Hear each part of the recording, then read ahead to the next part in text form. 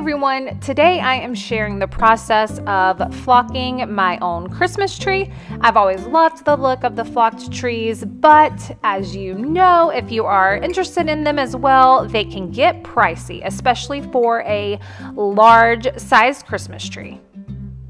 So this is just a before shot of my Christmas tree, just a basic green inexpensive tree. I am using the Peak Seasons brand self-adhesive Snow Bond Christmas tree flock. I ordered this off of Amazon and it was around $50, I believe, free shipping. I'll leave it linked in my Amazon shop and you can find that down below if you'd like to get some yourself. But this is a 25-pound bag. So I'm just getting started here. This is a 12-foot Christmas tree. So I have to have a huge extendable ladder to even reach the top of this tree. This is just what I have to do to set it up, decorate it, everything. So I'm just starting out with the top of the tree and I am spraying it down with water with just a basic water bottle from the Dollar Tree. And then since I am up so high, I put a lot of the flock into a bucket to carry it up with me so I'm not constantly up and down the ladder. But what you do to adhere the flock to the Christmas tree is you spray it with water and then you apply the flock and then you spray it with water again, and the water activates the adhesive in it and kind of expands the Christmas tree flock and adheres it to the tree. So that's just the kind of the process that you do. I did flock a small tree just to test it out before I decided to take on the task of doing this huge 12-foot tree, and it turned out pretty good. So I was like, yep, I'm gonna do it. It was a big thing to take on, but I decided to go for it. I am doing this in my living room because this is such a large tree. It is recommended to apply the flock outside on a day that it's really not windy, because it can get a little dusty and messy. But with this being such a huge tree and kind of take some time to assemble it and fluff it out and, you know, let it dry and everything, it just wouldn't work for me to do this outside where I live because you never know if it's going to rain here in Florida or if it's going to get dewy at nighttime and then it wouldn't really have the chance to dry. So I put a plastic paint tarp around the bottom of the tree and just went from there. And honestly wasn't really that messy. It was like a little bit of dust on the things around it, but it was a really easy cleanup.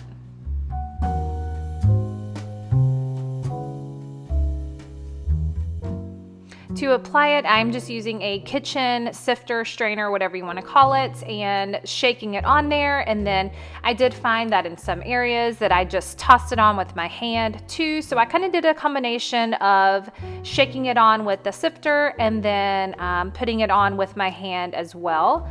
So I just did the whole process, starting at the top, working my way down, and then doing the other side of the tree.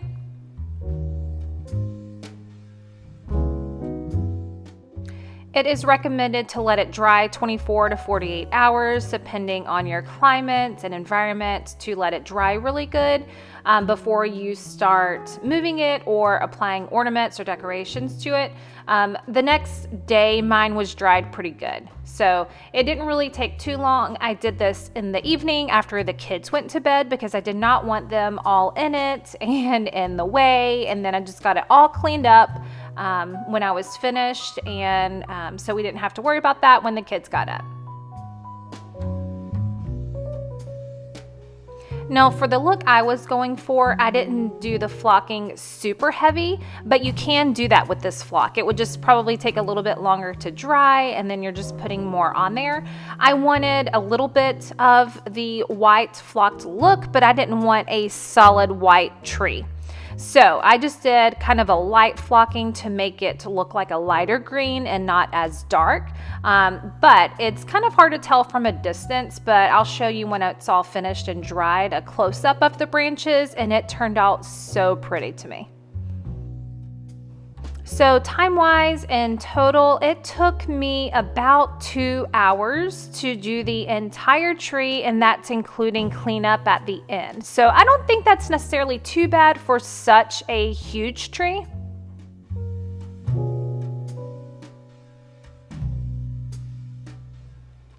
So it is the next day, and I have finished the whole flocking process and let it dry overnight, and I think it looks awesome. It looks even better once it dries, because once it's still wet, it doesn't look as white and it's just not as kind of fluffy.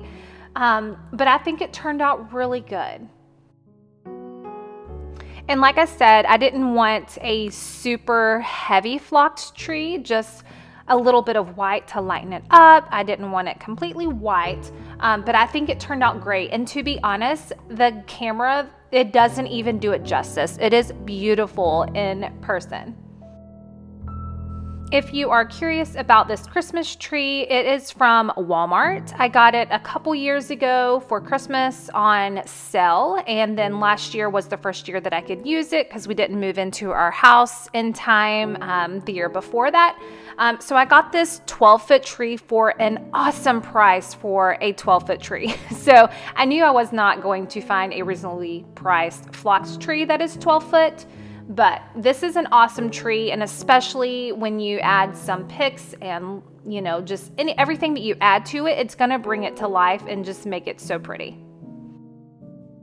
As you can see, the close-ups here, you can tell exactly how heavy the flock is and a little bit more about how it looks.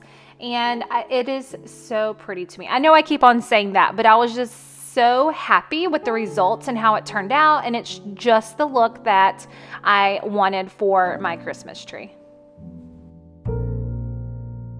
Like I said in the beginning, I did do this inside, but if I had the choice without doing such a large tree, I would have probably done it like outside on a covered patio or either inside of the garage, just so you wouldn't have to clean up as much inside of your house. But it wasn't a huge deal doing it inside, but if it would have worked out, I would have probably done it in the garage. So keep that in mind.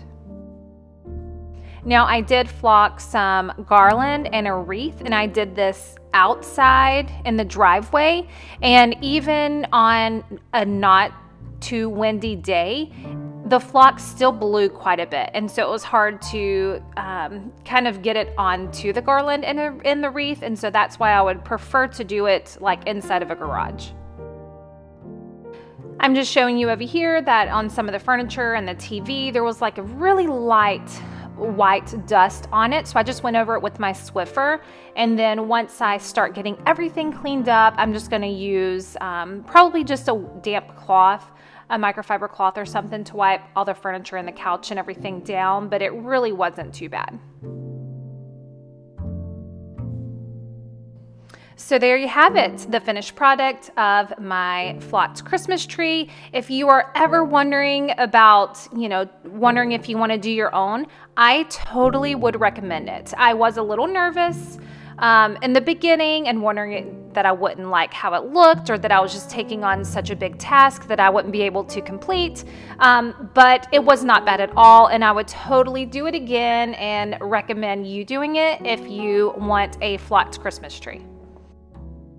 I am absolutely in love with the way that it turned out, and I will probably go ahead and flock this wreath, and I have a garland that matches this as well that I'll put on the fireplace, but that's the original tree that I flocked that I was just showing you there. And there's the garland, so I'm going to have all that done as well. So I hope you enjoyed seeing the process of me flocking my Christmas tree, and hopefully gave you some ideas for some tips or motivated you to flock your own tree. Don't forget to subscribe to my channel so you can see my finished product of decorating my Christmas tree and my Christmas decor home tour that will be coming up soon. And don't forget to like this video, and I will see you next time. Bye guys.